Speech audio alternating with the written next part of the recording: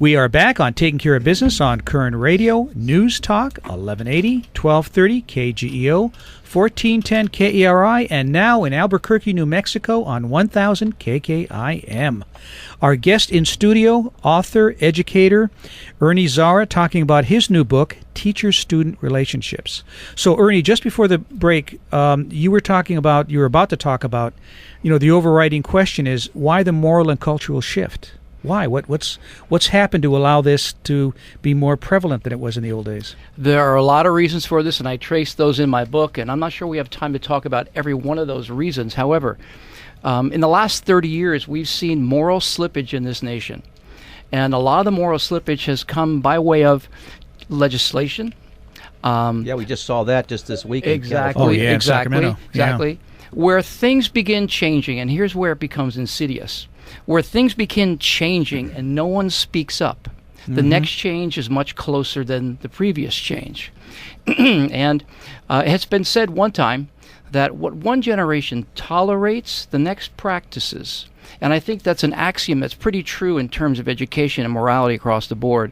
But where you have families split up and kids go different directions on weekends, then you have two different moral frameworks, let's say, with family structures, where you have schools and teachers being trained in a secular humanist fashion without an undergirding morality, let's say, that all things are pretty much fair game, where you have people beginning to express themselves as individuals rather than the common good in terms of focus, where you have things like sexuality becoming the ultimate of self-expression, where the self is put on such a pedestal that you're identified now as something sexual before you're identified as American or human or a boy or a girl. That's where it slips. So now you get to the point where we're all individualistic, group-oriented, or not group-oriented, individualistic folks. We're all clamoring for attention. Whereas in the past, 30 years ago even, you had groups and more stable families and churches more involved. Legislation has caused a lot of the rift over the years, and people have been sitting and watching it go. It's no mistake that when you start changing thought patterns and legislate those thought patterns, and now you practice those, and you allow those to be inculcated into public schools, you have a shift in culture. And so what we have now is an attitude of sexuality that happened 60s and 70s. Hey, and now it's different today because that's who I am. It's not what I do. So self-expression is not something that's unique. It's just something now that's out in the marketplace as the ultimate in America. It's interesting. I wrote a book about 20 years ago called Downfall, Secularization of a Christian Nation, talking about this very thing, how the value system has changed. And I remember talking to a guy that owned a PR firm in Los Angeles. And the way he put it was so distinct, it just stuck in my mind. He said, my job is to push the edge of the envelope as far as I can every time, and then tomorrow push it a little further, because every time what's acceptable is stretched out there a little further and a little further. Mm-hmm. There's a movie that my wife and I had on the other night, and we ended up turning off after about 10 minutes. And I love Adam Sandler, but he's got a movie called That's My Boy, and it starts out with a 16-year-old having an affair. It's a comedy, having an affair with a teacher. I don't know if you know about this movie or not. Yes, I've heard about it, yes. Yeah, and all of a sudden, she's pregnant. She's defending what she did. She goes to jail for 30 years. It's supposed to be a big ha-ha.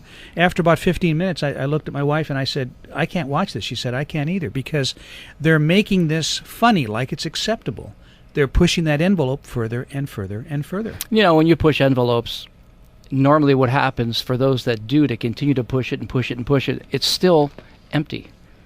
The envelope may be larger, but what's in it? I always ask what's in the envelope when you push it beyond what you had previous. And so we have a lot of folks today who are morally neutral. I mean, I remember when my daughter attended UCLA, we were sitting in the first meeting, and I asked a question about drinking on campus and sororities, fraternities, and all the questions, and the gentleman who was leading the meeting said, Sir, these children are now young adults, they're 18, and we here at UCLA and other universities in America are moral-free zones. Ugh. And when I heard moral-free, I said, I know exactly what you mean by that. Mm-hmm. Not only will there be no enforcement of underage drinking, you're not going to say that anything is intolerable. It's all wide open. And that is the practice, if you will, at universities today. So that, let me ask the question, is that when an 18-year-old high school girl goes to college, and she's still 18, was not allowed in high school suddenly becomes allowed in college? How does that occur and you're underage? How is it it's simply acceptable for college professors to hit on their students and give their phone numbers out, but not high school? The girl's 18. I'm also reminded that in Arkansas they passed a law. And the law just last 6 months or so, they said that teachers are allowed to have relationships, even sexual ones, with students who are 18 in high school. Arkansas.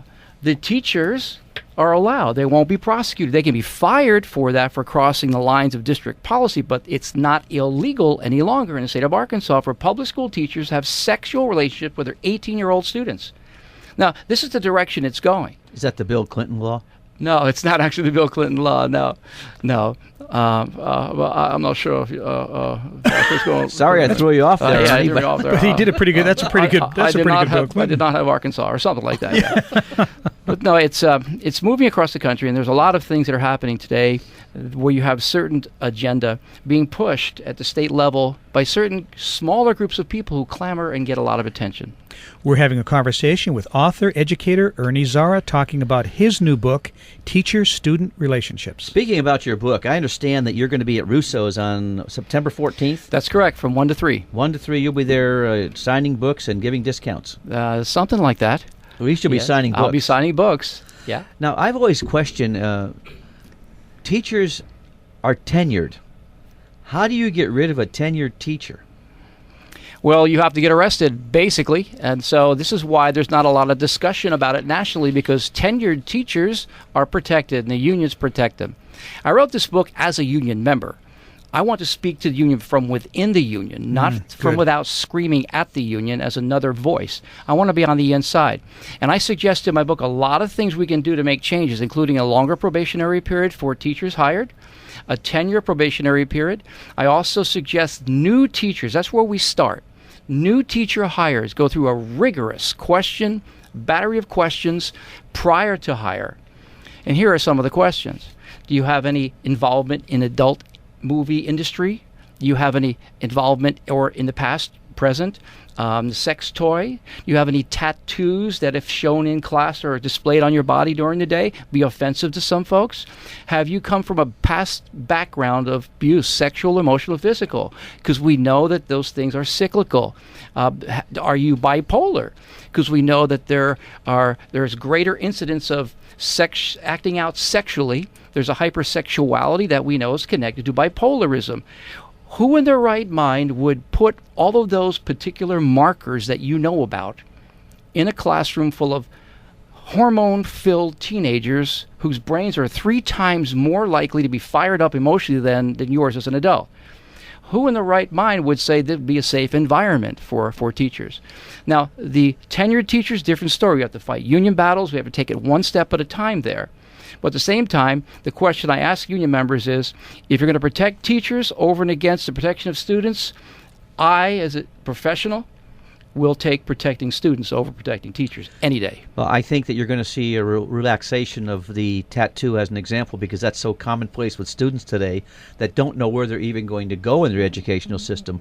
And so they're all going to have a lot of tattoos. Right. But I'm talking about those that would be swastikas, those that would be, I love this or that practice, those that would elevate sexuality, or those would elevate something of a vice or an immorality. The things that could be demonstrated or shown throughout the day is what I'm talking about. Tattoos in general are not the issue. The issue is, do you have one that'll be offensive if it's demonstrated and displayed throughout the rest of the day? And what's offensive anymore? Well, what's offensive, it has to be established and through discussion, and we're talking about here. Where is it more common to have these sexual interrelationships, in the high schools, the junior highs, or the colleges? It goes down elementary school. Wow. Oh, yeah. Vili Filau and Mary Kay Letourneau in the 90s. Does that ring a bell? Yes. Okay. Who in their wisdom would think that a 30 or 40-something-year-old woman would have a soulmate in a 4th grader or a 6th grader, as he is, in her home playing with her own children? Well, as I mentioned earlier, the situation we had was a junior high school in Carpinteria. Exactly. There's a sexuality is not relegated only to a particular age group here. We're all created sexually. We're all sexual beings. But the expression of that, the risk-taking of it, and the hyper-emotionality of it just comes in the teenage years because of the brain development. So where can they buy your book, and what's the name of the book again? The name of the book is Teacher-Student Relationships. The subtitle is Crossing into the Emotional, Physical, and Sexual Realms. It can be purchased online at Amazon, Barnes & Noble. It's in Kindle and Nook versions, as well as hardback, paperback, and at Russo's here locally. And every teacher should read this. Every teacher, every parent, every administrator, and coach. It's not just teacher-students, it's coaches with players as well. And I think part of the problem is we're glorifying this. You know, that's what I got from this movie the other night. I mean, it's amazing. It's become acceptable. It's become mainstream. And when this kind of behavior becomes mainstream, that's just the end of a society. You remember The Graduate? Yeah, exactly. Yeah. That was a very popular movie. It grabbed the attention of a lot of people with an illicit relationship. 1969. Exactly right. You know, right in the middle of the 60s and the 70s, Exactly. and that sexual revolution that we all experienced Very at that good, time. Marty. 1969, between the 60s and 70s. Clay had to get his hands out and look at the fingers and figure it out. I almost took off my sandals to count.